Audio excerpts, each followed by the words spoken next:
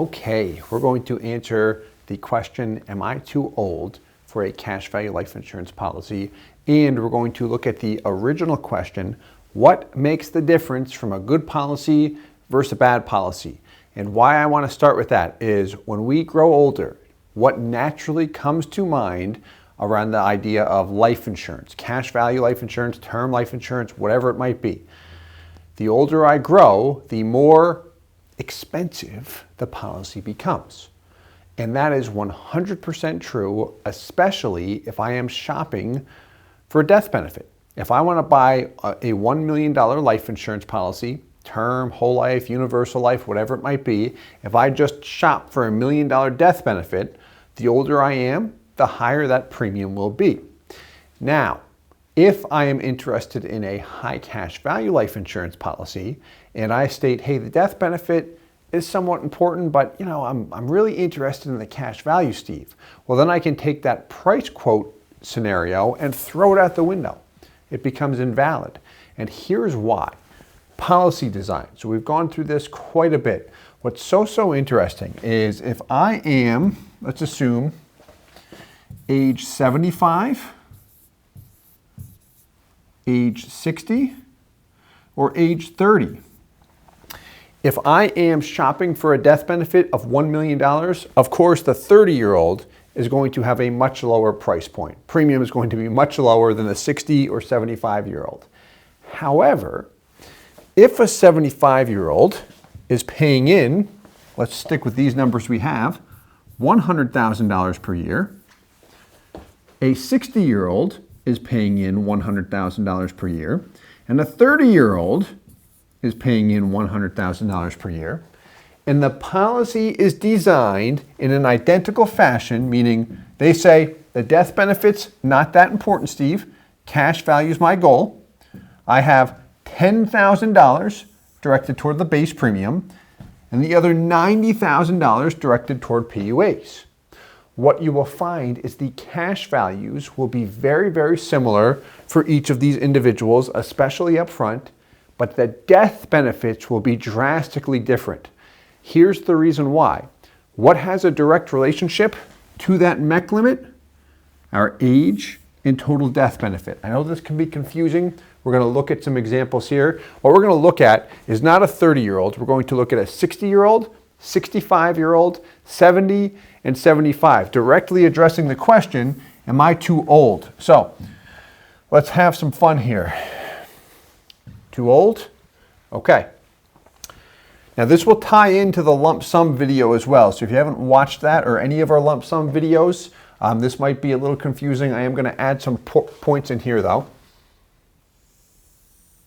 Age 60, 65, 70, and 75. Identical cash flows, $500,000 total going into these policies. The goal, maximum cash value. $100,000 per year for a period of 5 years. 60-year-old male, break even. Year 4, he's paid in a total of $400,000. He has $400,000. 65, 70, just about year 4, and then 75 is year 5. You will find the older we grow, the weaker the long-term performance especially will be. However, we were able to reverse engineer these policies like we do for everyone we work with. And again, minimize the premium, maximize the cash value. So what do you notice here that's different on these examples? Not looking at the annual outlay or cash value. The death benefits. What do you notice? The younger we are, the higher the death benefit. So we're paying in $100,000 and we have a death benefit for a 60-year-old male of $1.43 million.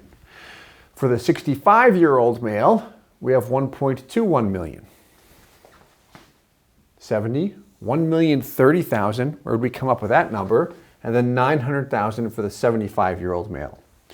Where we came up with these numbers is these are the minimum death benefits to obtain the desired MEC limit. So for a 60-year-old male, that $1,430,000 death benefit obtained him a MEC limit of, guess what? $100,000.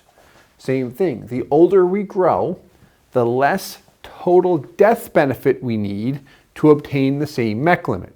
Meaning age 60, 1.4 gives him a $100,000 MEC limit. He grew older by age 75, or a different 75-year-old individual starting a policy only needs $900,000 to obtain that same MEC limit of 100K. So all of these policies have a minimum premium, maximum cash value. All of these policies have term riders attached. If we've ever heard, hey, you're too old to go with the term rider, it just gets so expensive, always best to see the numbers rather than just take something as we hear it to say, okay, yeah, it would make sense that a term rider costs too much. Look at it. Even if you know it's going to be unrealistic, see it. This way we can make the best possible decision and be set up for maximum cash value from start to finish. So in all of these examples, 500 goes in, cash value continues to accrue. Now you will notice if you track the cash values across the board, the younger individual, the 60-year-old individual, has more long term. If we look at the bottom of the sheet here, year 20, you'll notice a difference. Doubled his money for the age 60 individual, and the 75-year-old individual paid in 500, he's got about 870. That's also when he's 94, so it's good to keep that in mind as well. Overall though, strong policies because they were designed with minimum premiums and maximum cash value. If we look at another example here, this was based on a case study, someone we actually worked with, 75 years old, looking at about $250,000 per year going into the product. We see an example where he moves a lump sum of money into the policy, $250,000 for 6 years, and then also has an option where he pays the same amount in, but then continues to pay $50,000 per year indefinitely, or up until about age 90 into the product to continue to cash flow it, grow the cash value, but more so he is interested in growing the death benefit too from a legacy perspective. But as we look at these examples, what do we notice?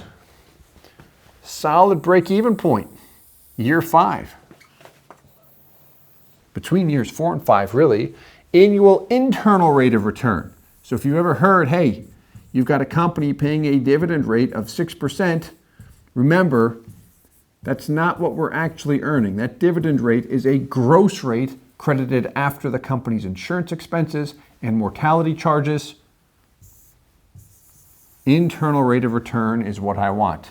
We also have the average internal rate of return, which we've got some videos that really go into detail on IRR and how to explain it and what to look for. So am I too old for a life insurance policy? The answer is no, if it is designed properly.